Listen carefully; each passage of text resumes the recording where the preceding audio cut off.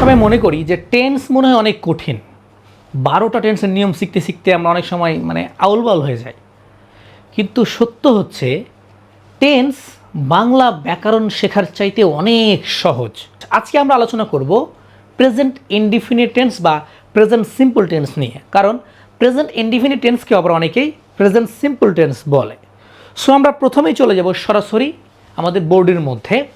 আমরা প্রথমে জানবো যে আসলে প্রেজেন্ট ইনডিফিনিট টেন্সটা কী, আমরা কী নিয়ে আলোচনা করছি। প্রেজেন্ট, আমরা বারবার একটা কথা বলছি, প্রেজেন্টের বাংলা কি? বর্তমানে। অর্থাৎ বর্তমানে যে কাজটা খুব সাধারণভাবে ঘটবে, নর্মালি ঘটবে, সেটাই হচ্ছে প্রেজেন্ট ইনডিফিনিট। আমরা একটু দেখি ভালোভাবে, যে টেন্স দ্বারা বর্তমানে কোনো কাজ সাধারণভাবে সংগঠিত হয় তাকে প্রেজেন্ট ইনডিফিনিট টেন্স বা সিম্পল প্রেজেন্ট টেন্স বলে। তুমি প্রেজেন্ট ইনডিফিনিটও বলতে পারো, তুমি আবার প্রেজেন্ট সিম্পলও বলতে পারো, যেটাই বলবে সেটাই সঠিক। ওকে, এটা নর্মাল ব্যাপার। এখন যাব আমরা গুরুত্বপূর্ণ ব্যাপারে। গুরুত্বপূর্ণ ব্যাপার হচ্ছে স্ট্রাকচার বা গঠন। যেটা গঠনটা কেন গুরুত্বপূর্ণ সেটা নিয়ে একটু বলি। আমরা যখন অঙ্ক করি তখন অঙ্ক করার আগে সূত্র মুখস্থ করতে হয়, কারণ সূত্র ছাড়া অঙ্ক হয় না। ঠিক তেমনই ইংরেজির টেন্স শিখতে গেলে তার গঠনটা আমাদেরকে মুখস্থ করতে হবে বা গঠনটা জানতে হবে। গঠন না জানলে তুমি এই যে সেন্টেন্সগুলো বানাতে পারবে না বা তুমি বুঝতে পারবে না ব্যাপারটা। তাই টেন্স শেখার আগে প্রত্যেকটা টেন্সের গঠন সম্পর্কে জানাটা খুবই জরুরি। সো এর গঠনটা কি? প্রথমে হবে সাবজেক্ট, খুবই নর্মাল। তারপর ভার্ব, ভার্বের কি? প্রেজেন্ট ফর্ম, সহজ, এখানে কোনো কিছু যোগ করতে হবে না, ভার্ব যা আছে তা সরাসরি বসে যাবে। এরপর হচ্ছে অবজেক্ট বা এক্সটেনশন যা থাকবে, তুমি যা লিখবা, যার ব্যাপারে লিখবা সেটা বাস। এখন আমরা এক্সাম্পল দেখব, এক্সাম্পল দেখে বুঝবো যে অ্যাকচুয়ালি এই যে গঠনটা লিখেছি এটার সাথে মিল আছে কিনা। যেহেতু প্রেজেন্ট সিম্পল নিয়ে আলোচনা করছি, তা এর গঠন বা এর উদাহরণগুলো খুবই সিম্পল। আমি ভাত খাই। কখন খাই? ভাত খাই বর্তমানেই তো খাই। আমি কি বলবো যে আমি ভাত খেতাম? খেতাম ওটা চলে গেল পাস্টে। আর যদি বলি ভাত খাবো, এর চলে গেল কোথায়? ফিউচারে, ভবিষ্যতে। এটা বলছে আমি ভাত খাই, আমি এখন খাই। Present indefinite. I eat rice, এই যে আই হচ্ছে সাবজেক্ট, ইট হচ্ছে ভার্ব, রাইস হচ্ছে অবজেক্ট বা এক্সটেনশন, তুমি যা বলবে। খুব সহজ। এখানে যেহেতু ইট হচ্ছে ভার্ব, ভার্বের সাথে কোনো কিছু যোগ হয়েছে না, কারণ এখানে কি বলেছে? Present form, normal. এখানে আর কি হতে পারে? আমরা ফুটবল খেলি। কখন খেলি? আমরা তো এখনই ফুটবল খেলি, তাই না? সো উই প্লে ফুটবল, এই যে প্লে বলছে না, এটা হচ্ছে ভার্ব, নর্মাল। তারপরে কি হতে পারে? আমি নিয়মিত ক্লাসে যাই। I attend the class regularly, আমি নিয়মিত ক্লাসে যাই। খুব সহজ। আমি প্রতিদিন সকালে হাঁটি। I walk every morning. এই যে এখানে একটা জিনিস আমি দেখাই রাখি, এখানে কি বলছে? ওয়াক। ওয়াক মানে কি? হাঁটা। এটা একটা ভার্ব। এখানে ওয়াক বসেছে কারণ এটা সিম্পল প্রেজেন্ট, আর এখানে ভার্ব আছে শুধু আমি, এটা কি? First person, singular number. কিন্তু এখানে একটা আলোচনা বিষয় আছে।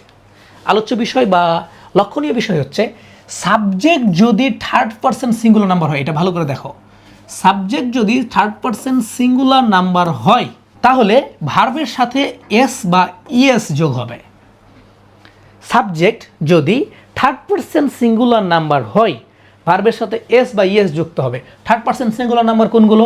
হি, সি, ইট বা কোনো ব্যক্তির নাম।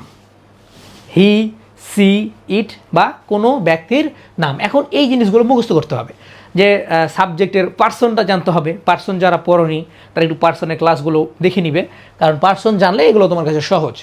ওকে, আমরা একটু এক্সাম্পল দেখবো যে অ্যাকচুয়ালি এটা বাস্তবতা কতটুকু।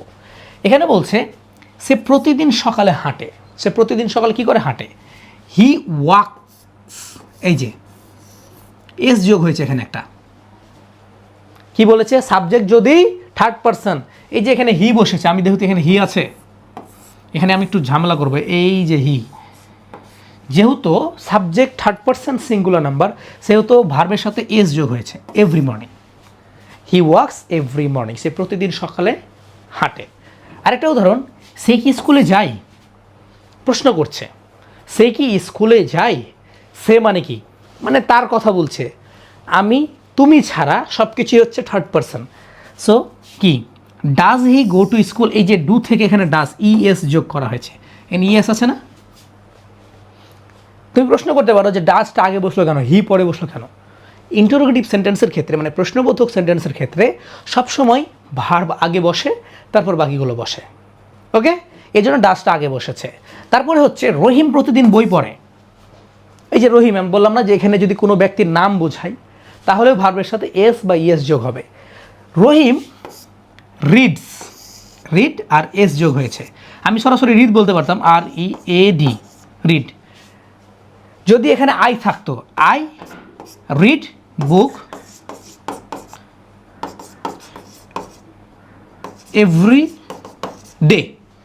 যদি আই থাকতো তাহলে শুধু রিড হতো, বাট এখানে আছে কি রহিম, কোনো নাম আছে, সেক্ষেত্রে এস যোগ হয়েছে ভার্বের সাথে। রিড থেকে রিডস বুক এভরিডে। জাস্ট এতটুকুই পার্থক্য, আর কিচ্ছু না। সো আশা করি প্রেজেন্ট সিম্পল বা প্রেজেন্ট ইনডিফিনিট টেন্স বুঝতে গিয়ে তোমার আর কোনো সমস্যা নাই। এখন এতটুকুই, দেখা হবে পরবর্তী ক্লাসে। আমরা পরবর্তী ক্লাসে আলোচনা করব প্রেজেন্ট কন্টিনিউয়াস টেন্স নিয়ে। ততক্ষণ ভালো থাকবেন, নিজের খেয়াল রাখবেন।